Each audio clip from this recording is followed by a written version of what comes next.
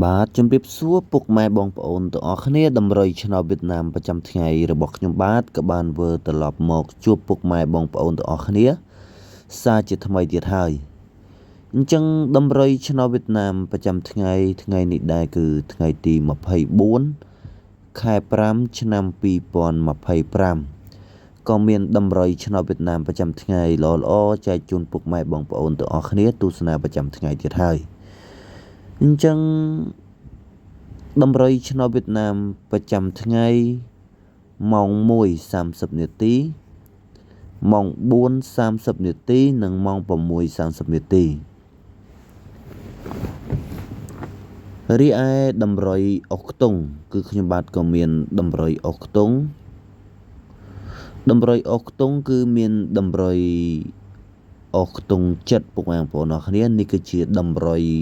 អុកខ្ទង់រីឯតម្រុយលេខតូចគឺមានតម្រុយ4គ្រាប់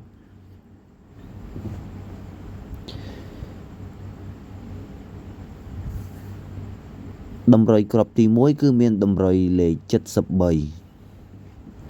អញ្ចឹងនេះគឺជាតម្រុយលេខតូចគ្រាប់ទី1គឺមានតម្រុយលេខ73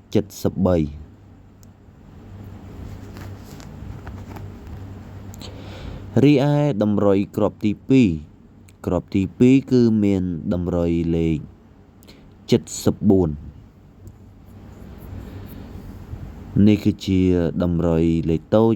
គ្រាប់ទី2អញ្ចឹងខ្ញុំបាទក៏មានតម្រុយគ្រាប់ទី3គឺមានតម្រុយលេខ89តម្រុយគ្រាប់ទី3គឺមានតម្រុយលេខ89អញ្ចឹងគ្រាប់ទី4គឺមានតម្រុយលេខ95តម្រុយលេខតូចគ្រាប់ទី4គឺមានតម្រុយលេខ95រីឯតម្រុយលេខធំគឺខ្ញុំបាទក៏មានតម្រុយលេខធំ2គ្រាប់គុណគ្រាប់ទី1គឺមានតម្រុយលេខ968នេះគឺជាតម្រុយលេខធំគ្រាប់ទី1 968គុណពុកម៉ែបងប្អូនអរគ្នាកុំភ្លេចគុណលេខធំតម្រុយលេខធំ968គុណរីឯតម្រុយលេខធំគ្រាប់ទី2គឺមានតម្រុយលេខ